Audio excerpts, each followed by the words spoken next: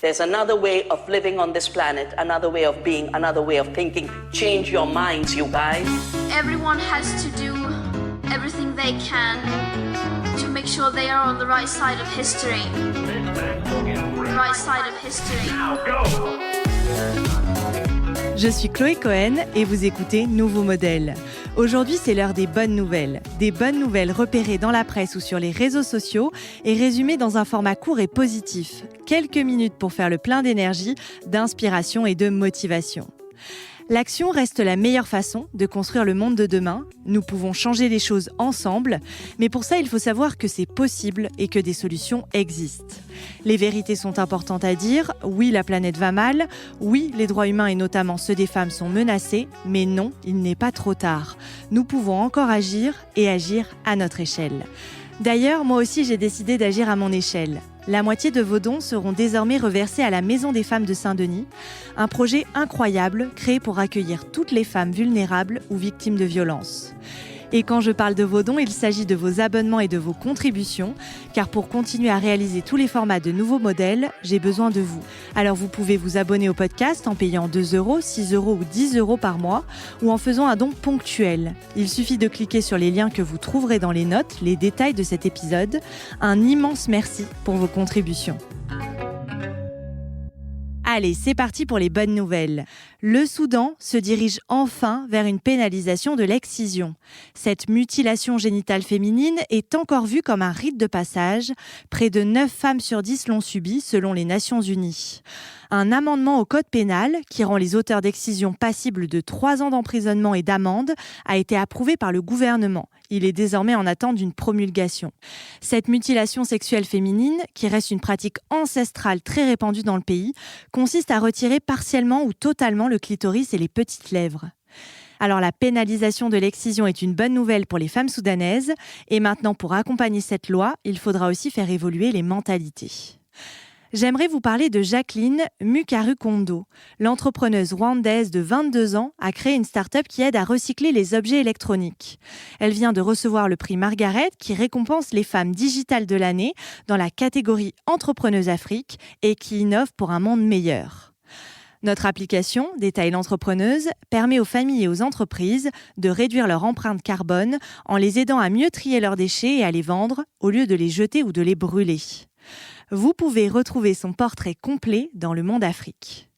En Sierra Leone, le ministre de l'Éducation a mené une visioconférence avec son bébé sur le dos. Il a ensuite partagé la photo sur ses réseaux sociaux pour donner l'exemple aux autres pères en télétravail. Il a d'ailleurs déclaré « C'est tellement évident de voir une femme porter son enfant sur le dos que personne n'en parle. S'il y avait eu ma femme à ma place sur la photo, jamais le tweet ne serait devenu viral. » Le ministre espère que cette photo forcera les hommes à se remettre en question et leur montrera qu'ils peuvent aussi s'occuper de leurs enfants. Le ministre est par ailleurs très engagé dans la lutte contre la déscolarisation des jeunes filles en Sierra Leone. Aux Pays-Bas, l'État va investir 3 milliards d'euros pour le climat suite à une victoire en justice citoyenne. Et c'est la plus grande victoire juridique environnementale portée par des citoyens et citoyennes contre un État.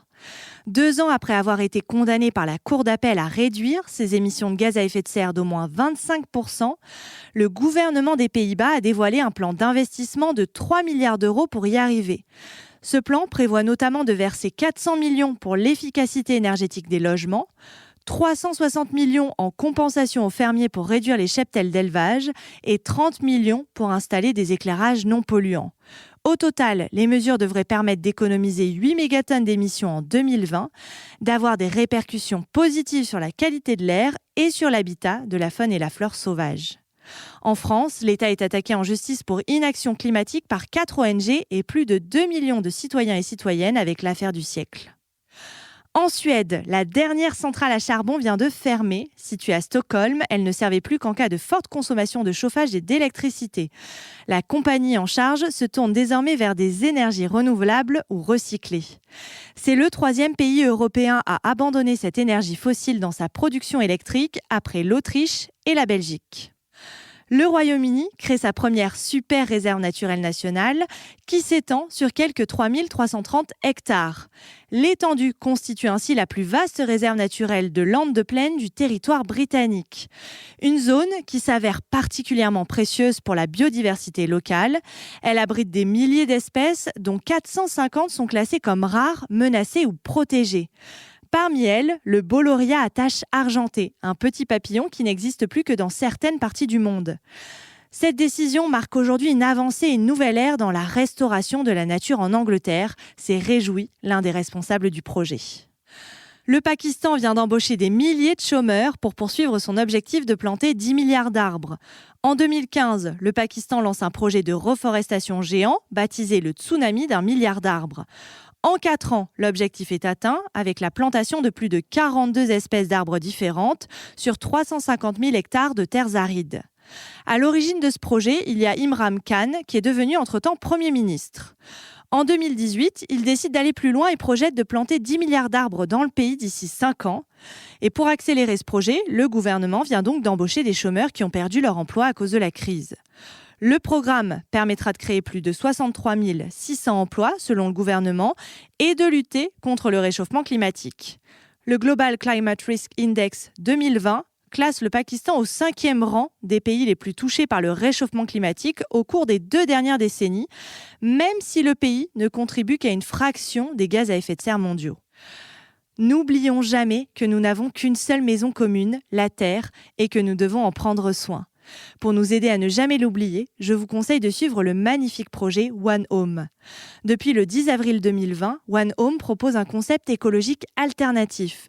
L'objectif est de sensibiliser le monde en publiant quotidiennement sur les réseaux sociaux des images de la Terre vue de l'espace, produites par un satellite de la NASA situé à 1,5 million de kilomètres. Une jolie façon de nous donner envie de protéger notre planète. L'association Printemps écologique vient de lancer le premier éco-syndicat dans les entreprises françaises.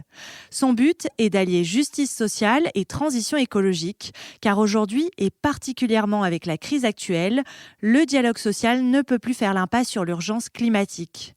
Vouloir changer les entreprises de l'intérieur grâce aux salariés est une super initiative. Et voilà, c'est terminé pour aujourd'hui. Je vous dis à la semaine prochaine pour une autre série de bonnes nouvelles.